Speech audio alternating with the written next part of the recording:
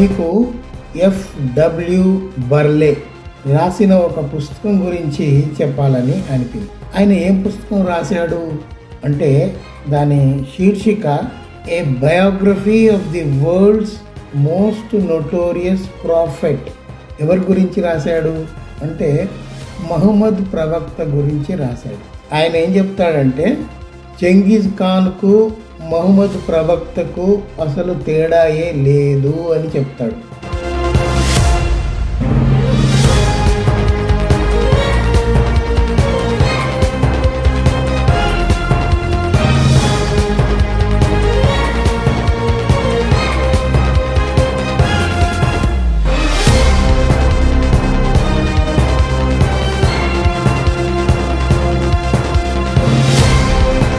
బిస్మిల్లాహిర్రహమానిర్రహీం.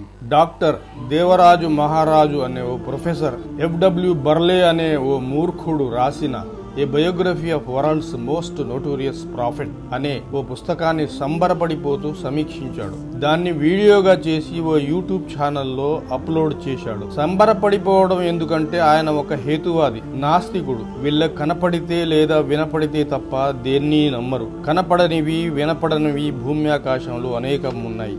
F.W. బర్లే ఒక terrorist mentality, ఇస్లాం వ్యతిరేకి అని తెలుస్తూనే ఉంది. పుస్తకం శీర్షికనే మోస్ట్ నోటోరియస్ అని రాశాడు. నోటోరియస్ అంటే అపఖ్యాతి గలవాడు, చెడ్డవాడు, అపప్రద గలవాడని అర్థం. మిస్టర్ దేవరాజు మహారాజు ప్రవక్త Muhammad peace be upon him అపఖ్యాతి గలవాడా, విశ్వవిఖ్యాతి గలవాడా, ఆ మాత్రం నీకు తెలియదా? చిన్న పిల్లవాడిని అడిగినా చెప్తాడు. నువ్వు ప్రొఫెసర్వి, మంచిని మంచిగా చెడును చెడుగా చూసే అలవాటు, జ్ఞానము హేతువాది అనబడే వాడికి ఉండదా? ప్రపంచ వ్యాప్తంగా ప్రపంచ జనాభాలో 24% అనగా 1.8 బిలియన్ల జనాభా ప్రవక్త ముహమ్మద్ సల్లల్లాహు వసల్లం వారిని అనుసరిస్తారు, ప్రాణప్రదంగా ప్రేమిస్తారు. కోట్లాది మంది ముస్లింలను కించపరిచే విధంగా వీడియో చేస్తావా? వాళ్ళ విశ్వాసంపై దాడి చేస్తావా? ప్రవక్త ముహమ్మద్ సల్లల్లాహు అలైహి వసల్లంను నోటోరియస్ అన్న వాడిని బలపరుస్తున్నావంటే 1.8 బిలియన్ల మందిని నోటోరియస్ అన్నట్లేనని నీకు జ్ఞానం ఉందా? ప్రవక్త ముహమ్మద్ సల్లల్లాహు అలైహి వసల్లంను అన్నావంటే వారిని ప్రవక్తగా పంపించిన అల్లాను అన్నట్లే. నీకు ఒళ్ళు కళ్ళు ఇచ్చి నిన్నొక మనిషిగా తీర్చిదిద్ది నీకు ఒక స్థానం ఇస్తే, నీకు ఒక స్థానాన్ని ఎవరైతే ఇచ్చాడో అతడు, నీవు ఎవరే గాలి నీరు ఎవరైతే ఇచ్చాడో అతడే అల్లా, అతడే ఆ సృష్టికర్త. నిన్ను అనుసరిస్తున్న వాళ్ళు, నీ సిద్ధాంతాన్ని ఫాలో అవుతున్న వాళ్ళు, నీలాంటి వాళ్ళను ఆదర్శంగా తీసుకుని బ్రతుకుతున్న వాళ్ళు ఎంతమంది? ప్రవక్త Muhammad peace be upon him ఆదర్శంగా తీసుకుని బ్రతుకుతున్న వారు ప్రపంచ వ్యాప్తంగా ఎన్నో కోట్ల మంది ఉన్నారు. ఒకసారి చూడు, తేడా తెలుస్తుంది. నోటోరియస్ ఎవరు అర్థమవుతుంది. ప్రవక్త ముహమ్మద్ సల్లల్లాహు అలైహి వసల్లం వారిని నోటోరియస్ అన్న వారిని అభినందించి నువ్వు ఫేమస్ అవుదామనుకుంటున్నావా? ప్రవక్త ముహమ్మద్ సల్లల్లాహు అలైహి వసల్లం వారిని F.W. బర్లే చెంగీజ్ ఖాన్ తో పోల్చడాన్ని నువ్వు సంకలు గుద్దుకుంటున్నావంటే నువ్వెంత బుద్ధిహీనుడివో ఆ బర్లే ఎంత క్రూరుడో అర్థమవుతుంది. F.W. బర్లే బహుశా క్రైస్తవుడై ఉంటాడు. బైబిల్ క్రైస్తవులకు బోధించినది ఏమిటంటే, నా తర్వాత ఒక ప్రవక్త వస్తాడు, ఆయన నాకన్నా శక్తిమంతుడు. There cometh after me he that is not mightier than I అంటారు యేసు. అదేవిధంగా ప్రవక్త ముహమ్మద్ సల్లల్లాహు అలైహి వసల్లం వారు యేసు గురించి పీస్ బి అపాన్ హిమ్ చెప్పింది ఏమిటంటే, no Muslim is a Muslim if he does not believe in Jesus Christ peace be upon him. యేసుక్రీస్తుని నమ్మనివాడు ముస్లిం కాదు. అదేవిధంగా బైబిల్ అనగా ఇంజిలు నమ్మనివాడు కూడా ముస్లిం కాదు. అయితే నువ్వు దేన్ని నమ్మవు అది వేరే విషయం. ముహమ్మద్ ప్రవక్త పీస్ బి అపాన్ హిమ్ ఏం బోధిస్తారు? నువ్వు కడుపు నిండా తిని నీ పొరుగువాడు ఆకలితో అల్మటిస్తూ నిద్రపోతే నీవు ముస్లిం కాదు అన్నారు. ఇలా బోధించేవారు నోటోరియస్సా? సూర బఖరా వాక్యం 8లో ఇలా ఉంది, మరియు ఎవరైతే విశ్వసించి సత్కార్యాలు చేస్తారో వారి నివాసం స్వర్గం, వారు అందులో శాశ్వతంగా ఉంటారు. అల్లా సత్కార్యాలు చేయమంటాడు. ప్రవక్త Muhammad peace be upon him తమ సత్కార్యాలు చేయడమే కాదు, తన అనుచరగణాన్ని సత్కార్యాలు చేయమని ప్రోత్సహించారు. చెంగీజ్ ఖాన్ ఒక విగ్రహారాధకుడు. ప్రవక్త ముహమ్మద్ విగ్రహారాధనను కూకటి వేళ్లతో పెకిలించి వేశారు. 1400 ఏళ్ల క్రితం ఆనాటి అరబ్బులు హుబల్, అల్ ఉజ్జా, అల్ బాత్ అనే పేర్లు గల విగ్రహాలతో పాటు మరో 360 విగ్రహాలను ఆరాధించేవారు. చెంగీజ్ ఖాన్ ఒక దేశాన్ని జయిస్తే ఆ దేశ ప్రజలను ఊచకోత కోసి టెర్రర్ సృష్టించేవాడు. 40 లక్షల మందిని చంపిన చెంగీజ్ ఖాన్ తో మహనీయ ప్రవక్త ముహమ్మద్ సల్లల్లాహు అలైహి వసల్లం వారిని పోలుస్తూ ఆ ఎఫ్డబ్ల్యూ బర్లే అనేవాడు పుస్తకం రాయడం, కేంద్ర సాహిత్య అకాడమీ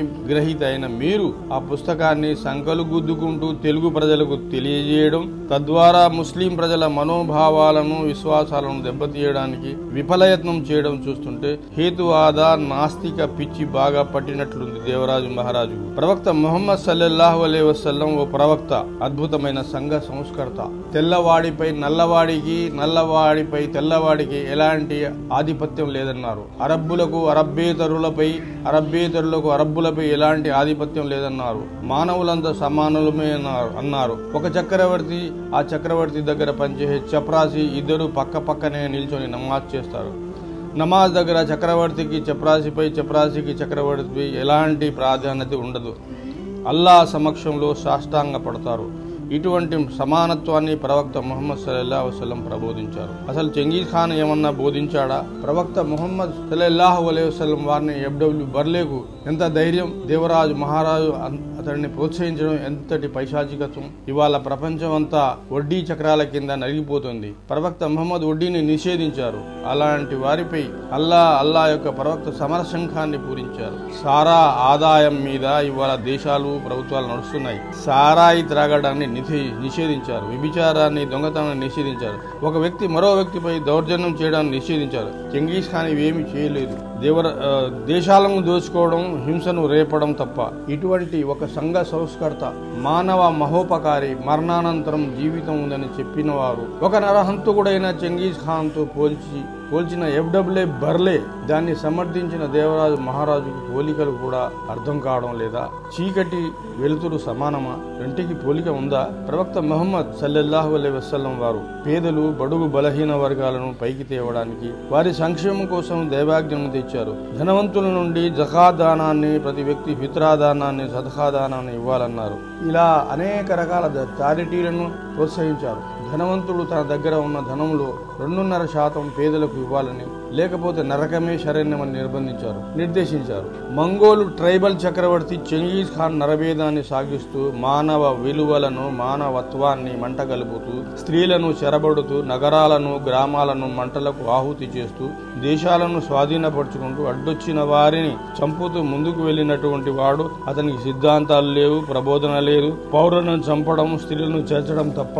ప్రవక్త ముహమ్మద్ స్త్రీలకు ఆస్తిలో హక్కు కల్పించారు, విద్యా హక్కు కల్పించారు. స్త్రీలకు తనకంటూ స్వంత ఆస్తిని కలిగి ఉండాలని గుర్తించారు. స్త్రీలను గౌరవించాలన్నారు. స్త్రీ తన ఇష్టం వచ్చిన వారిని వివాహం చేసుకోవాలి తప్ప బలవంతంగా కాదని చెప్పారు. ప్రవక్త ముహమ్మద్ మత సామరస్యాన్ని బోధించారు. అన్ని మతాల వారు కలిసి సహజీవనం చేయడాన్ని నేర్పారు. చెంగీజ్ ఖాన్ ఒక యుద్ధోన్మాది. ప్రవక్త ముహమ్మద్ సల్లల్లాహు అలైహి వసల్లం యుద్ధాలు జరగకుండా శాంతిని నెలకొల్పడానికి అనేక తెగలతో శాంతి ఒప్పందాలు చేసుకున్నారు. సంధి కుదరని సందర్భంలో లేదా సంధిని భంగపరిచిన సందర్భంలో, కయ్యానికి కాలు దూవిన సందర్భంలో యుద్ధాలు చేశారు. అంతే తప్ప చెంగీజ్ ఖాన్ లాగా దేశాల మీద పడి నరభేదం సృష్టించలేదు. ప్రవక్త ముహమ్మద్ సల్లల్లాహు అలైహి వసల్లం వారి జీవితం సకల మానవాళికి ఆదర్శం. దాన్ని స్వయంగా ఆ సృష్టికర్త అల్లాహ్ సుబ్హానహు వ తఆలా ఖురాన్లో వివరించారు. ప్రవక్త ముహమ్మద్ స్వయంగా సత్యవంతుడు, నిజాయితీపరుడు, నీతిపరుడు, దైవభక్తి కలవాడు. సాదిక్, అమీన్ అనే ప్రజలిచ్చిన బిరుదులు ప్రవక్త పదవి కన్నా ముందే పొందారు.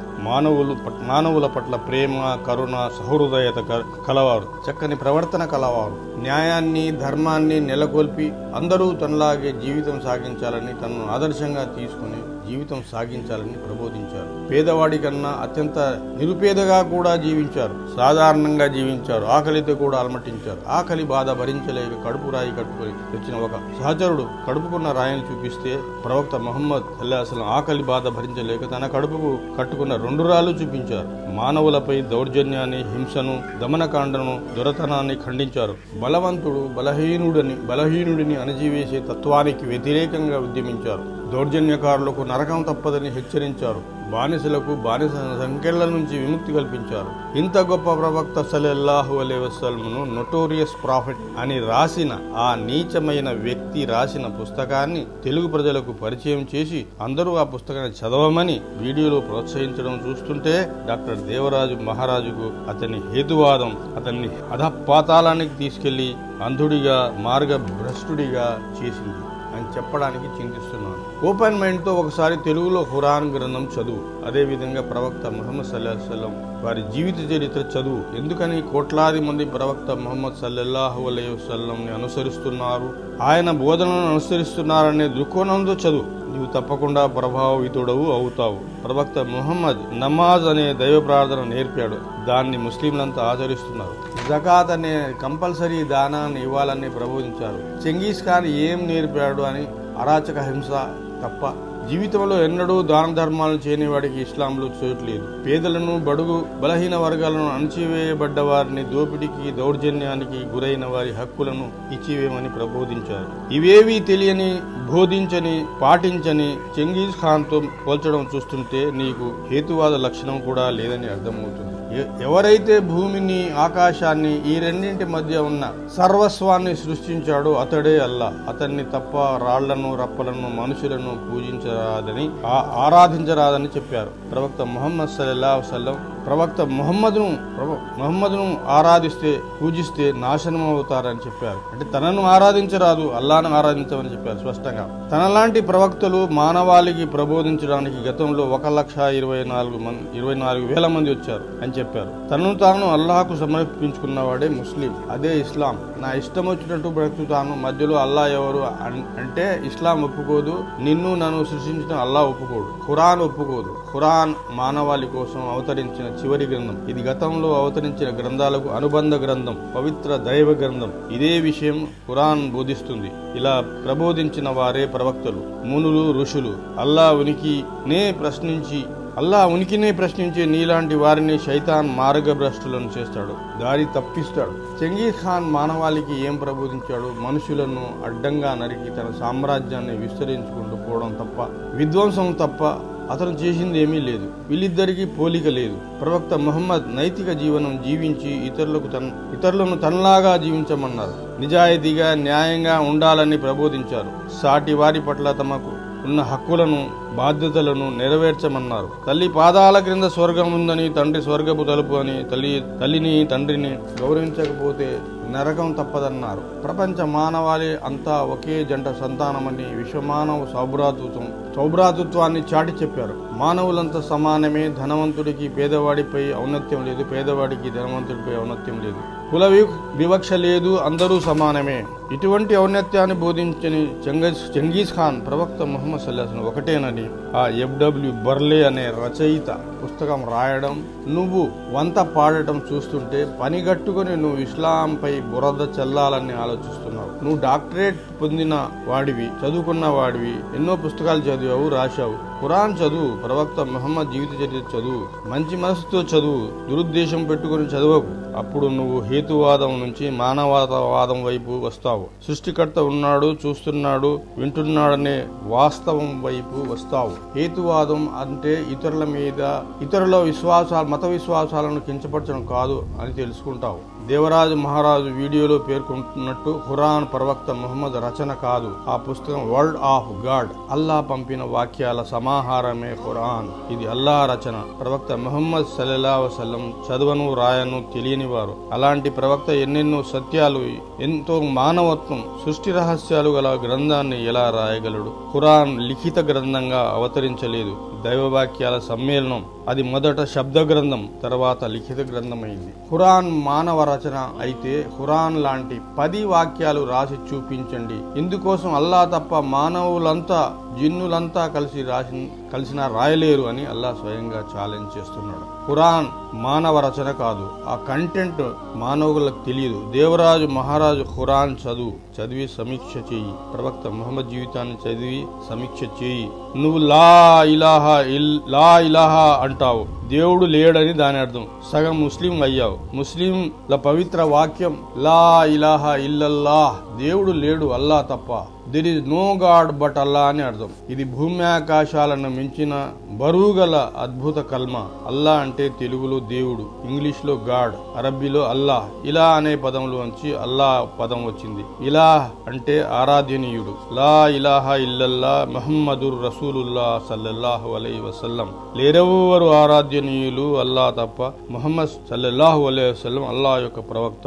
ఇవన్నీ తెలుసుకొని సమీక్షించి ఇతరులకు చెప్పు. చెడ్డ చెడవారు మంచివారు ఒకటి కాదు. చెంగీజ్ ఖాన్ ప్రవక్తతో పోల్చడం, మోస్ట్ నోటోరియస్ ప్రాఫిట్ అనే పుస్తకాన్ని సమీక్షించడం ద్వారా ముస్లింల మనోభావాలపై, విశ్వాసాలపై దెబ్బతీయడానికి ప్రయత్నించడం తీవ్రంగా ఖండిస్తున్నాం. జై హింద్.